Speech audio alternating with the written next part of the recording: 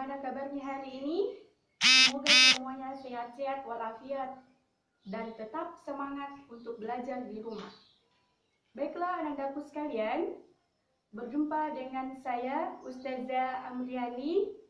Hari ini kita akan belajar rumpun kisah. Materi kita untuk kali ini adalah kisah Nabi Musa alaihi salam melawan Fir'aun. Anak-anakku semuanya, selamat menyaksikan.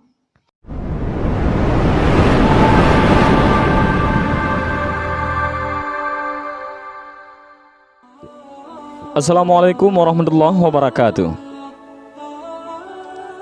Kisah Nabi Musa alaihissalam adalah yang paling banyak diceritakan di dalam Al-Quran. Nama Nabi Musa alaihissalam di Al-Quran disebut sebanyak 136 kali. Dari perjalanan Nabi Musa alaihissalam, pada akhirnya diketahui bahwa Allah subhanahu wa ta'ala tidak menyukai perbuatan sewenang-wenang ataupun yang menganiaya orang lain.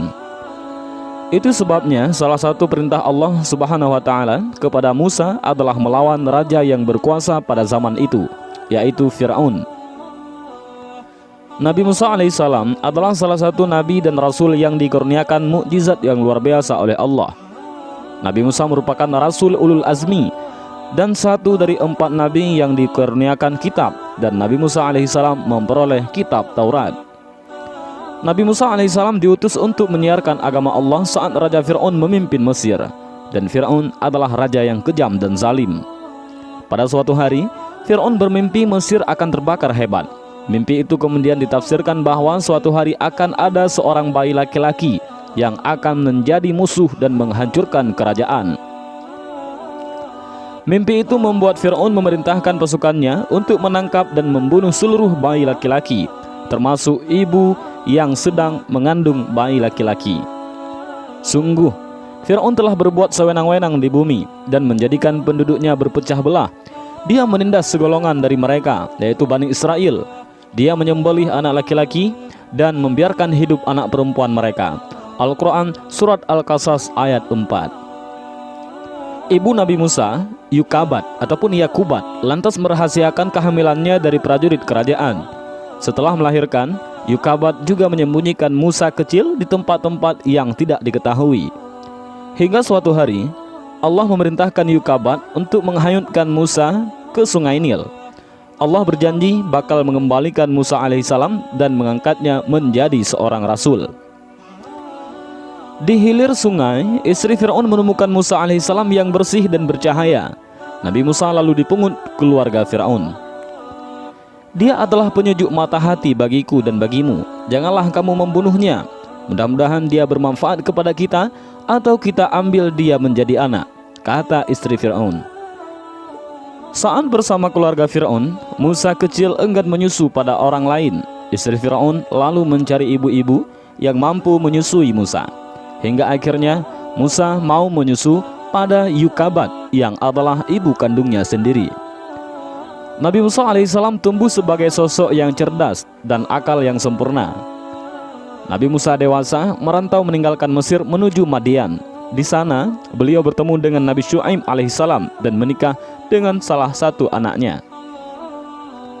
Setelah 10 tahun di Madian, Nabi Musa dan istrinya meminta izin kepada Nabi Syu'aib untuk kembali ke Mesir. Dalam perjalanan menuju Mesir, Musa alaihissalam melihat sinar yang menyala di Bukit Sinai. Di tempat itulah Musa alaihissalam pertama kali menerima wahyu dari Allah subhanahu wa ta'ala.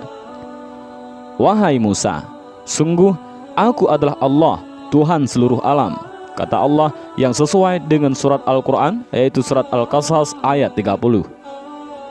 Allah subhanahu wa ta'ala juga menunjukkan Musa pada mukjizatnya yang dapat mengubah tongkat menjadi ular serta dada yang bercahaya. Masukkanlah tanganmu ke leher bajumu, dia akan keluar putih bercahaya tanpa cacat. Dan dekapkanlah kedua tanganmu ke dadamu apabila ketakutan. Itulah 2 mukjizat dari Tuhanmu yang akan engkau pertunjukkan kepada Fir'aun dan para pembesarnya. Demikian yang tertulis dalam surat Al-Qasas ayat 32. Nabi Musa alaihissalam juga mendapat tugas untuk memberikan peringatan kepada Fir'aun dan pengikutnya. Nabi Musa lalu meminta Allah untuk mengizinkan Harun yaitu saudaranya, untuk menemaninya berdakwah karena memiliki tutur kata yang baik. Atas izin Allah, Nabi Musa bertemu dengan Harun yang juga diangkat menjadi nabi. Nabi Musa dan Nabi Harun mulai memberi peringatan kepada Fir'aun beserta pengikutnya.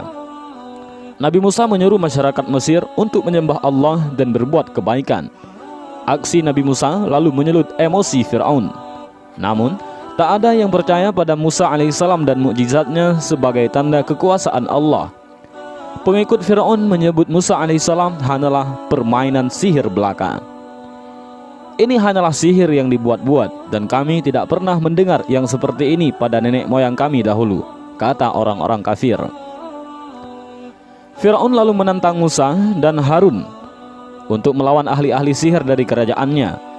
Saat semua ahli sihir berkumpul, Nabi Musa alaihissalam meminta mereka untuk mengeluarkan semua keahlian yang dimilikinya. Mereka melemparkan tongkat yang berubah menjadi ular. Nabi Musa lalu melemparkan tongkat yang dimilikinya. Tongkat itu berubah menjadi ular yang besar yang menelan ular-ular milik ahli sihir itu. Semua ahli sihir lalu tunduk dan mengakui kebenaran Nabi Musa alaihissalam. Namun, Fir'aun tetap saja tak percaya dan semakin marah pada Musa. Mengapa kamu beriman kepadanya sebelum aku memberi izin kepadamu?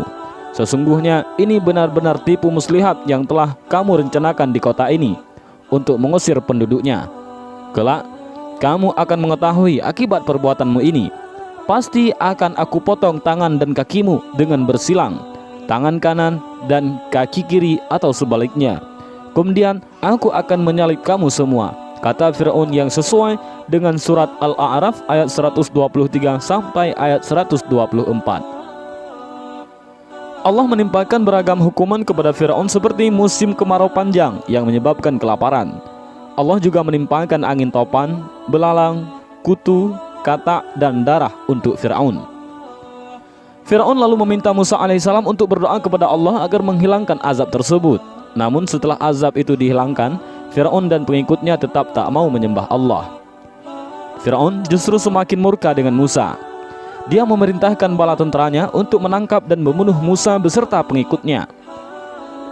Nabi Musa alaihissalam beserta pengikutnya memutuskan untuk meninggalkan Mesir. Musa menenangkan pengikutnya bahwa Allah akan selalu menjaga orang-orang yang beriman.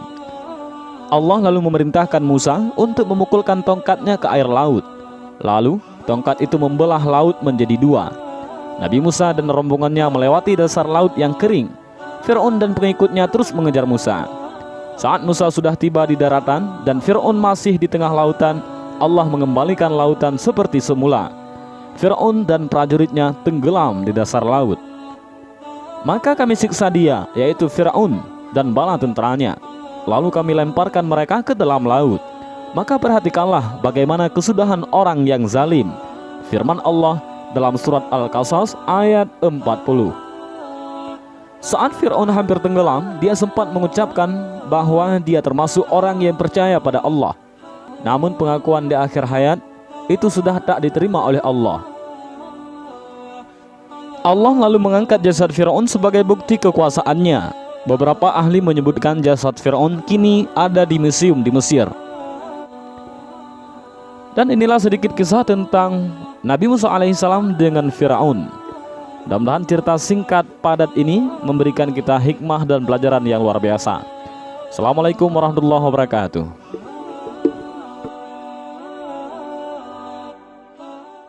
Alhamdulillah, kita sudah menyaksikan kisah Nabi Musa alaihissalam. Nabi Musa adalah sosok yang berani melawan penguasa yang zalim, yang bertindak sesuka hati. Dan Nabi Musa berani mengatakan kebenaran. Nabi Musa juga berani melawan Fir'aun dan bala tentaranya. Baiklah anandaku semuanya, inilah kisah Nabi Musa melawan Fir'aun. Mudah-mudahan kisah ini memberikan hikmah dan pelajaran yang luar biasa untuk kita semua. Sekian untuk kisah hari ini. Ustazah ucapkan terima kasih yang sudah menyaksikan kisahnya. Dan saya akhiri. Assalamualaikum warahmatullahi wabarakatuh.